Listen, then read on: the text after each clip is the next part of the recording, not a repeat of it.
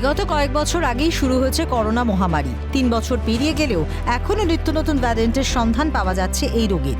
এরকম রোগের মিউটেশন সম্পর্ক তথ্য বা ভ্যারিয়েন্ট সংক্রান্ত তথ্য জানার জন্য শহরে এলো জিনোম সিকোয়েন্স নামক যন্ত্র। এই অভিনব উদ্যোগ শহরের পিকেজি মাল্টি স্পেশালিটি হসপিটাল কর্তৃপক্ষের তরফে। সাধারণ মানুষের স্বাস্থ্যের কথা বিবেচনা করেই এমন উদ্যোগ জানালেন হাসপাতালের উদ্যোক্তারা। আমি চেয়েছি এখানে এই বিল্ডিং থেকে অনেক কিছু আবিষ্কার হবে। পুরো হেলথের যে ডোমেইনটা আছে is going to get transformed completely. সেই জন্য আমি এটাকে বলি একাডেমিক মেডিকেল সেন্টার। তার মধ্যে পাবলিক হেলথের ইমপ্রুভমেন্ট করাটাই মেইন উদ্দেশ্য।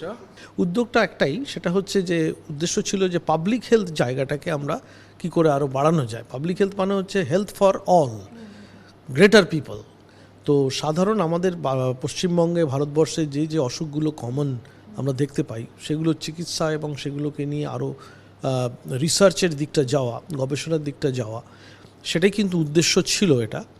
পাশাপাশি স্বাস্থ্য বিষয়ে বিভিন্ন রোগ সম্পর্কে গবেষণার জন্য বিদেশ থেকে প্রশিক্ষণপ্রাপ্ত বিজ্ঞানী এবং গবেষকরাও যুক্ত থাকছেন পিকেজি মাল্টি স্পেশালিটি হসপিটালের সঙ্গে, জানালেন চেয়ারম্যান প্রদীপ কুমার ঘোষ। আমাদের institute of Innovation and Technology is already operational. We have some big name scientists. And researchers. They are foreign trained. আমরা অলরেডি করছি লাস্ট 5 বছর ধরে। হসপিটালটা জাস্ট শুরু হয়েছে। আজকে আমরা ইনঅগারেশন করে ওপিডি সেকশনটা পুরো আমরা চালু করব।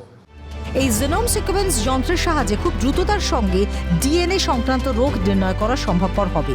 পাশাপাশি বিভিন্ন রোগের বিভিন্ন সময় মিউটেশন সম্পর্কেও তথ্য জানা সম্ভব হবে এই যন্ত্রের মাধ্যমে। বিভিন্ন রোগের অ্যান্টিবায়োটিক তৈরির ক্ষেত্রেও এই যন্ত্রাংশ ব্যবহার করা যায় বলে জানালেন ল্যাব ম্যানেজার শক্তিক। এটার নাম হচ্ছে জিনোম সিকোয়েন্সিং মেশিন। অত্যাধুনিক সবচেয়ে অ্যাডভান্স মেশিন, যে মেশিনের মাধ্যমে আমরা আরএনএ কিংবা ডিএনএর যে কোনো জিনোম সিকোয়েন্সটা জানতে পারি যে কোন সিকোয়েন্সে এরা, মানে কোনো ভাইরাস কিংবা ব্যাকটেরিয়া কোন সিকোয়েন্সে আছে। তার ফলে পরবর্তীকালে এর ভিত্তিতে আমরা পরবর্তীকালে অ্যান্টিবায়োটিক কিংবা যে কোনো রিসার্চ পারপাসে ইউজ করতে পারি। কতদিনের মধ্যে এই টেস্টটা করা সম্ভব হয়, মানে রিপোর্টটা পাওয়া? Report within 15 days to 1 month। Version of genome sequence, এখানে যেরকম আমরা দুটোকে একসঙ্গে করি, এটা একটাতেই একসঙ্গে সবটাই হয়ে যায়।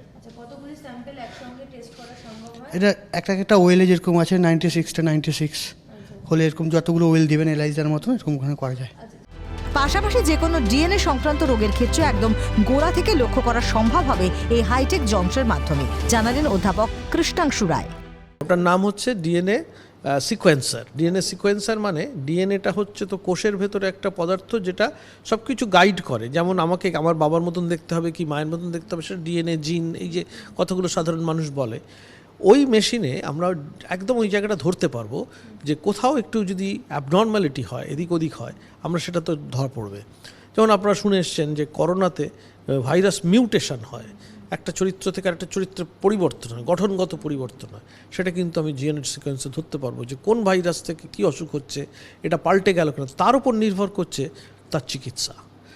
তবে স্বাস্থ্যক্ষেত্রে এই উদ্যোগে সাধারণ মানুষ উপকৃত হবে বলেই মনে করছে ওয়াকিবহাল মহল। পিকেজি মাল্টি স্পেশালিটি হসপিটালের তরফ থেকে একটি অভিনব উদ্যোগ নেওয়া হয়েছে। জিনোম সিকোয়েন্স মেশিন আনা হয়েছে এখানে। এটি সমগ্র পৃথিবীর মধ্যে প্রথম আনে জাপান, তারপরেই ভারতে এই সংস্থা নিয়ে এসেছে। এর মাধ্যমে মূলত জিন গঠিত কোনো রোগ থাকলে তার নির্ণয় করা সম্ভব এবং সেই রোগের ক্ষেত্রে কি অ্যান্টিবায়োটিক প্রয়োগ করতে হবে তাও এই মেশিনের সাহায্যে আবিষ্কার করা সম্ভব হবে বলেই জানাচ্ছেন এখানকার যারা বিশেষজ্ঞরা রয়েছেন তারা।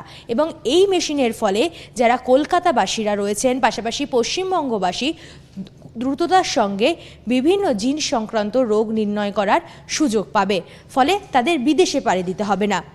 ক্যামেরায় মদনের সঙ্গে রেশমির রিপোর্ট, ক্যালকাটা নিউজ, কলকাতা।